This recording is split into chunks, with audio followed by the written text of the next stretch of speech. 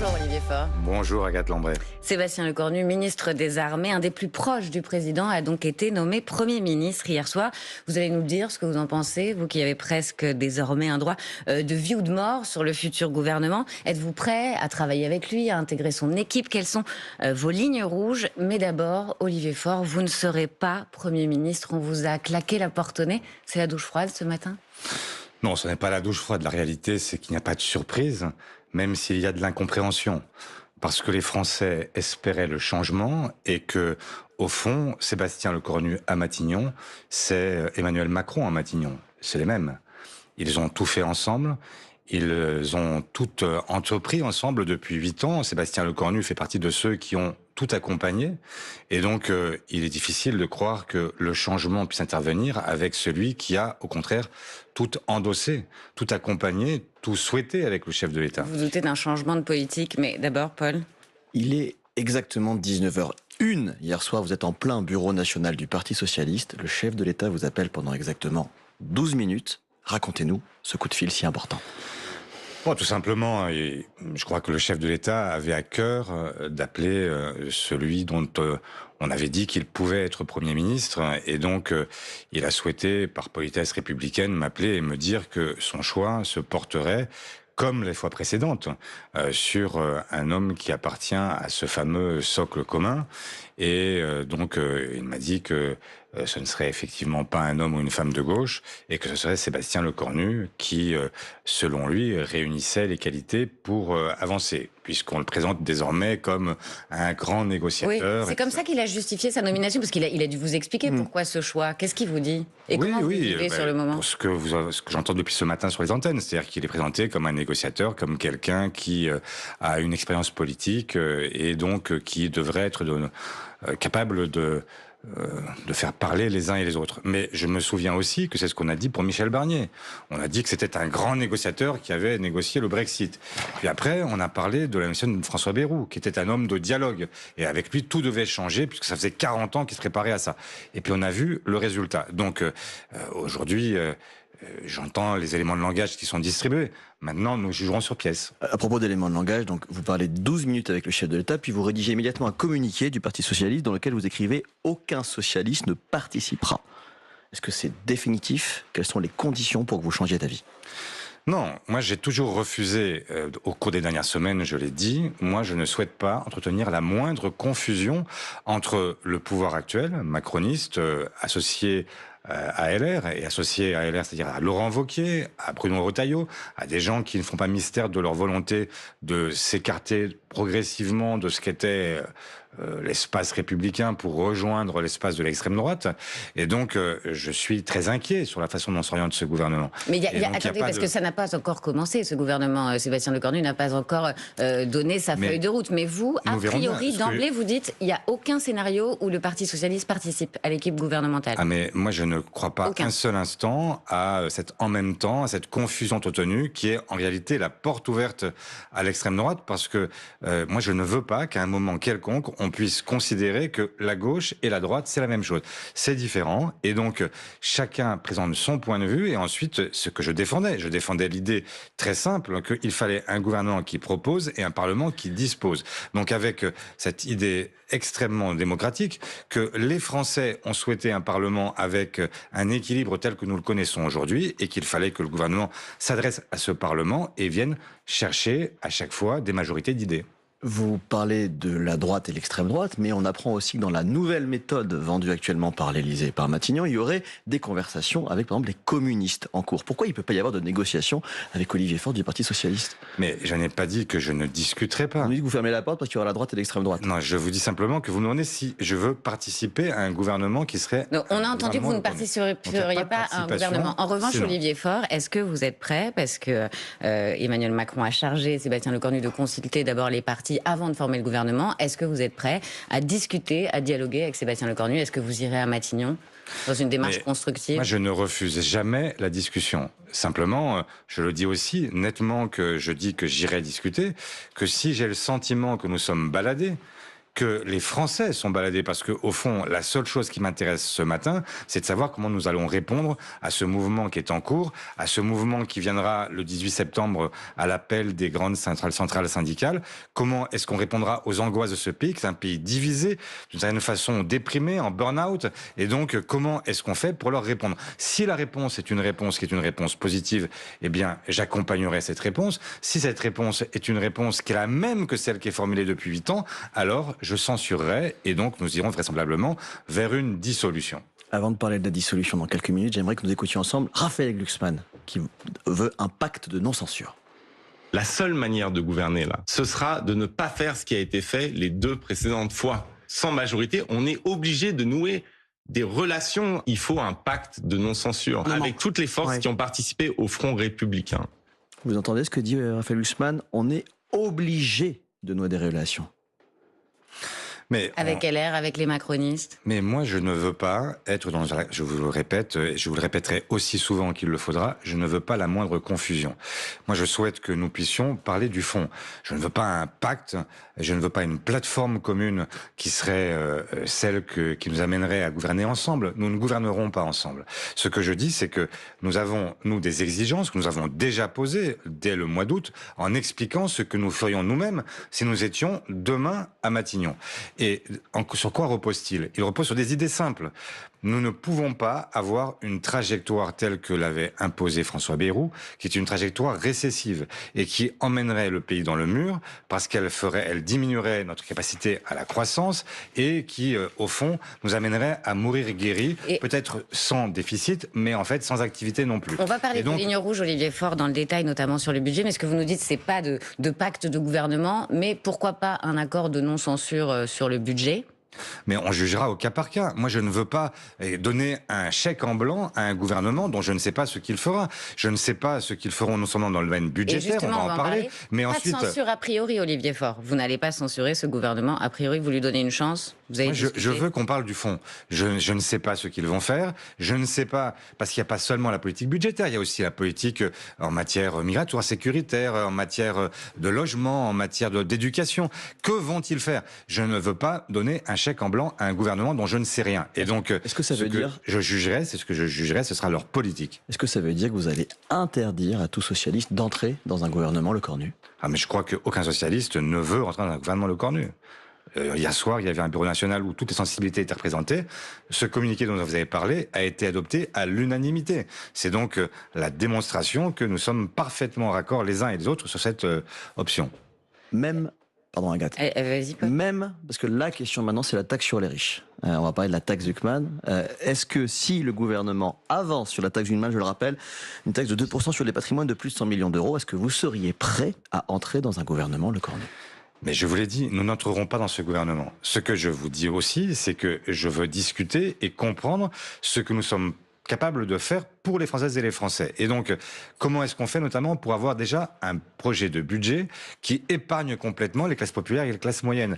Pourquoi ce projet était un projet condamné par une immense majorité de Françaises et de Français? C'est parce qu'il venait prélever des économies, non pas sur celles et ceux qui ont l'argent pour le faire, mais pour celles et ceux qui ont déjà tant de mal à finir leur fin de mois. Et donc, moi, je refuse toute forme de budget qui irait chercher à prélever ces économies sur les malades, sur les chômeurs, sur les travailleurs, sur les jeunes, sur les retraités, comme c'était le cas précédemment.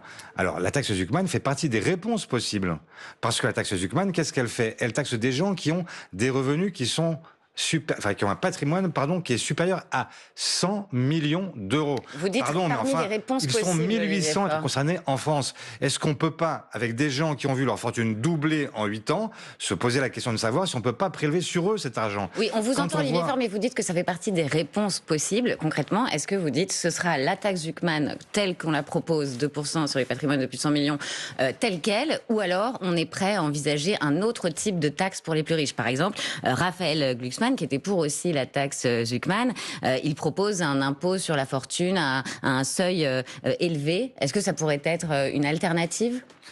Mais on va parler technique 2 secondes. Le problème de l'ISF, tel qu'on l'a connu jusqu'ici, c'est l'impôt sur la fortune. L'impôt sur la fortune, c'est qu'il touchait pardon de l'expression, mais les petits riches. Vous aviez un appartement à Paris, vous aviez acheté, je sais pas, 800 ou 900 000 euros, et par les effets de la spéculation, etc., votre appartement finit par coûter, je sais pas, 1,2 million, 1,3 million, et vous rentriez dans l'ISF.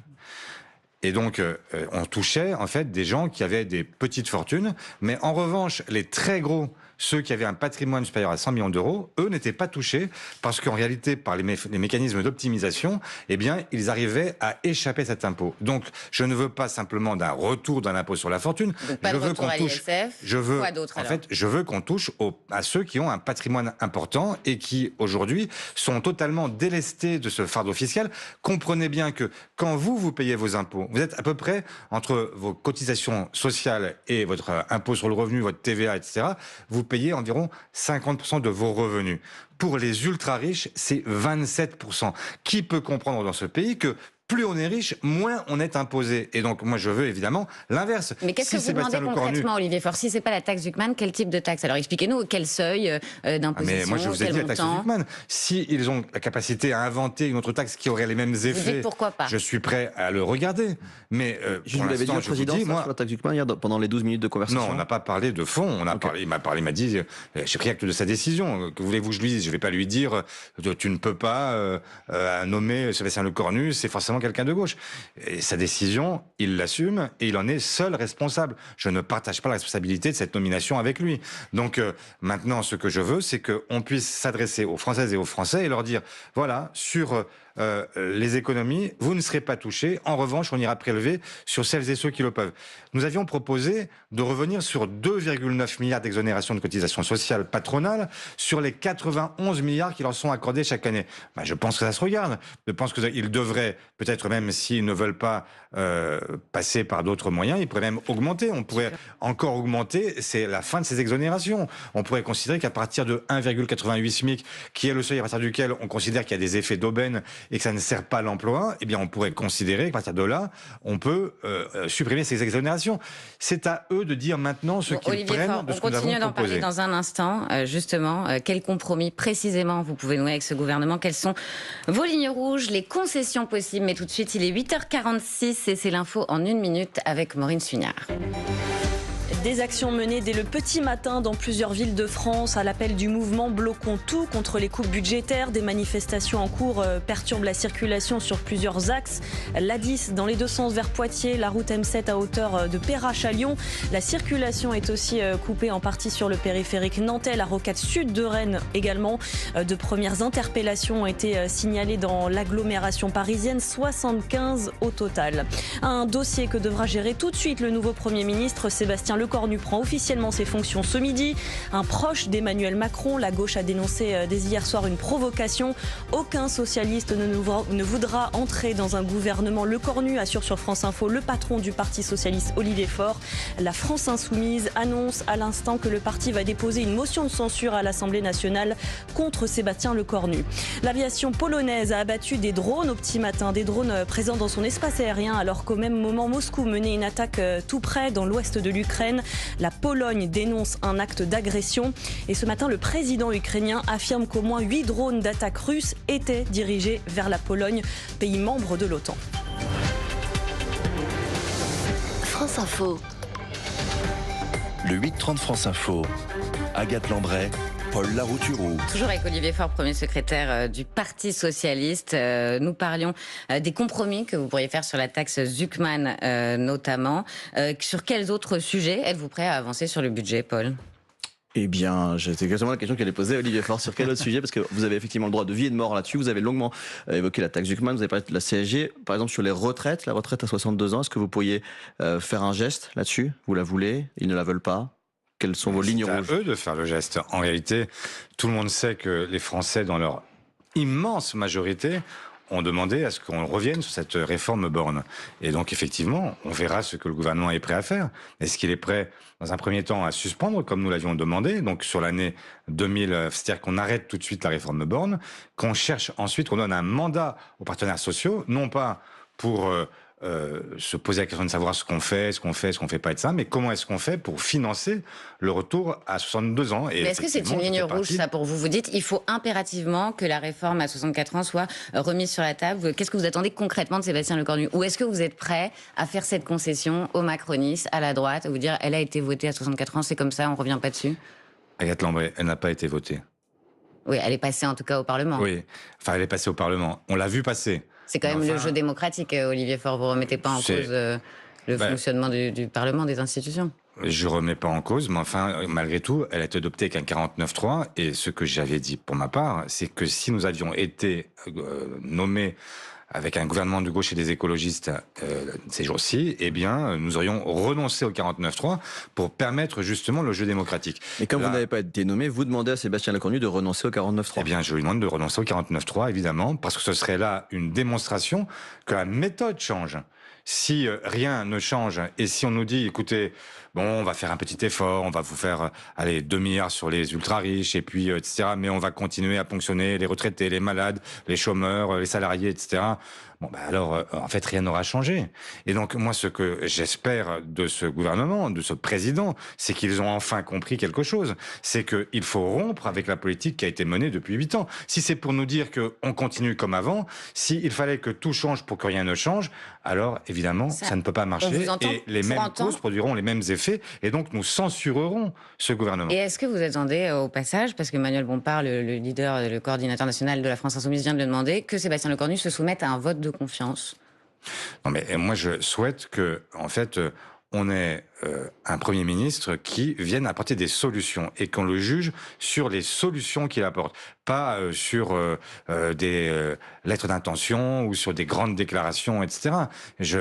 On en a assez soupé de ces déclarations. En fait, donc vous n'appelez pas particulièrement un vote de confiance, Olivier Faure? Moi, ce que je souhaite, c'est qu'il vienne dire à un moment, voilà ce que je ferai sur le budget, ce que je ferai pour assurer la sécurité des Français, ce que je ferai pour assurer leur logement, assurer leur éducation, comment je ferai pour rompre avec ce que nous avons connu et qui a été quand même, pardon, mais enfin, qui a été plus que contesté, qui a été dénoncé à plusieurs reprises l'an passé. Les élections européennes ont été un échec. La dissolution a été un échec pour le chef de l'État et pour sa majorité. Et donc, il y a une logique à ce que désormais, ça change. Même en 2022, il n'avait pas obtenu de majorité absolue après l'élection présidentielle. Sur le budget, vous êtes resté un peu vague. Pardon, vous nous dites pourquoi pas une alternative à la taxe Zuckman s'il y a une taxe sur les plus riches. Sur la retraite à 62 ans, vous répondez pas vraiment?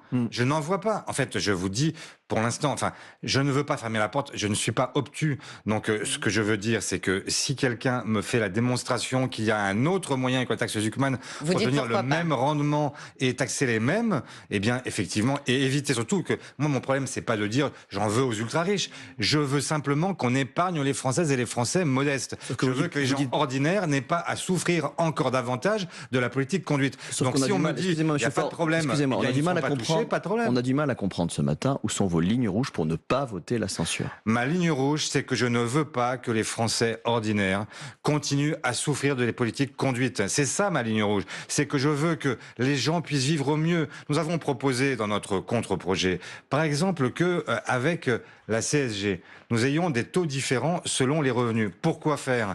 Pour que les gens qui ont des revenus nets qui sont inférieurs à 1 920 € par mois, c'est-à-dire quasiment la moitié des Françaises et des Français, eh bien, voient leur pouvoir d'achat augmenter. C'était 900 € pour une maman qui élève seule ses enfants, c'était 1 500 € pour un couple qui gagne 1 920 € pour l'homme et pour la femme. C'est évidemment un gain de pouvoir d'achat conséquent. Voilà ce que je souhaite. Si on pouvait parler à nouveau des salaires, si on pouvait parler du SMIC, si on pouvait parler de tout ce qui fait que la vie des gens puisse changer. Moi, c'est ça que je souhaite. Et ce que j'ai entendu ce week-end, c'est que quand les gens m'interpellaient en me disant qu'est-ce qui va se passer, est-ce que vous allez à Matignon, est-ce que c'est ça, je leur dis, et ils me disaient pas, on a tellement envie que ce soit vous pour que ce soit vous. Il y avait des gens très sympathiques qui me disaient, vous, on vous aime bien, mais c'est pas ça qu'ils veulent. Ce qu'ils veulent derrière, c'est que leur vie change. Et moi, ce que je veux ce matin à ce micro, c'est que leur vie change. Si leur vie change positivement, alors effectivement, il y a un chemin. Et si leur vie ne change pas, alors ce sera non. Si vous savez que s'il n'y a pas d'accord avec Sébastien Lecornu,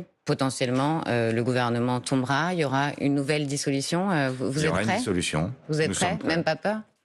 Mais c'est pas même pas Sans peur. le nouveau Front Moi, populaire. je ne crains pas. Alors que vous avez 63 députés Moi, aujourd'hui.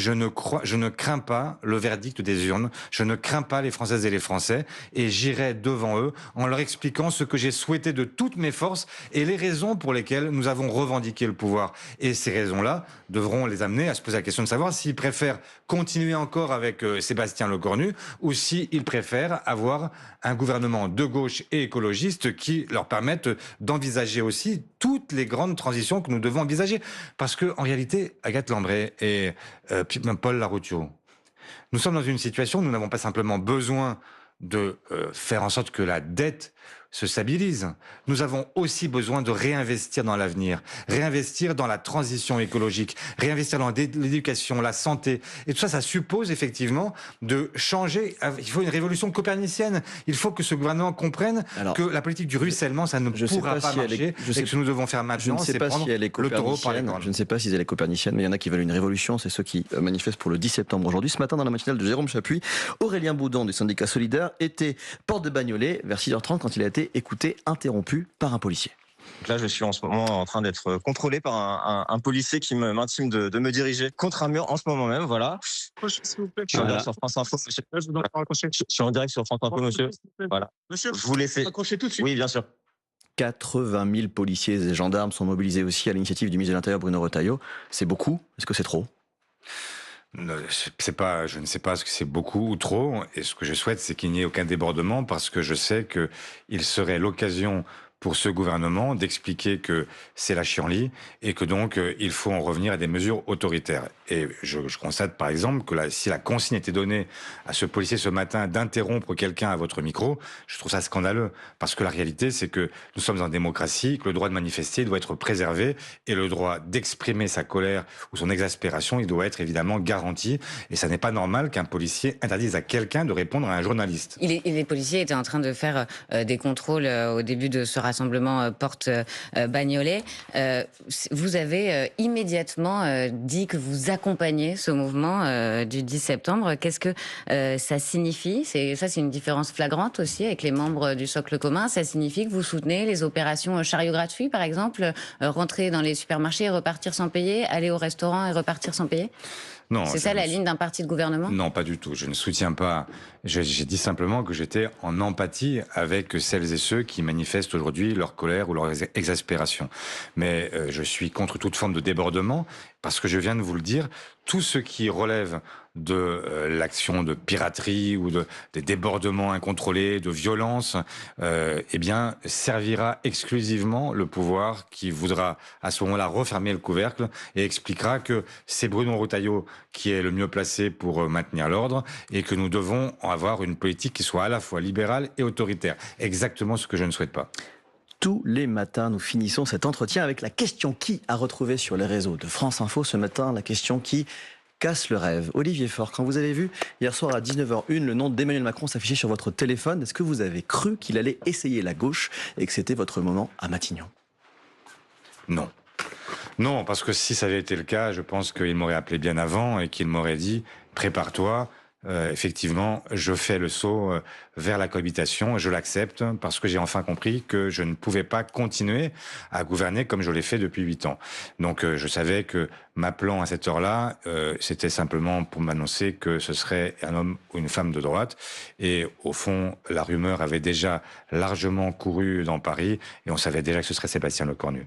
Même François Hollande, vous soutenez pour Matignon, il faut le souligner. Est-ce que vous vous dites que vous avez raté la chance de votre vie? Au contraire, ça décuple votre volonté d'y arriver, notamment en 2027. Mais je n'en ai jamais fait une affaire personnelle. Je sais bien que ça a été transformé en Olivier Faure est candidat pour Matignon. J'ai à chaque fois répété la même chose. Je souhaite que celui ou celle qui sera appelé par le président, qui appartient à ce socle de gauche et écologiste et qui serait appelé pour devenir Premier ministre, dise oui.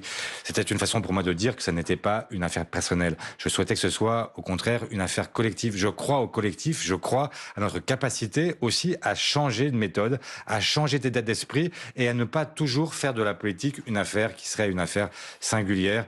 Je ne suis pas né en me disant que je serais un jour président, un jour Premier ministre, un jour ministre. J'aurais pu 10 fois être ministre parce qu'on me l'a proposé sans cesse. Et j'ai toujours refusé parce que je suis un homme de conviction, je suis un homme de gauche. Merci, et je crois à ce que je porte. Et donc, tant que ce ne sera pas ce que je porte qui sera au pouvoir, je ne participerai à rien. Voilà. Merci beaucoup, Olivier Faure, d'avoir répondu aux questions de France Info.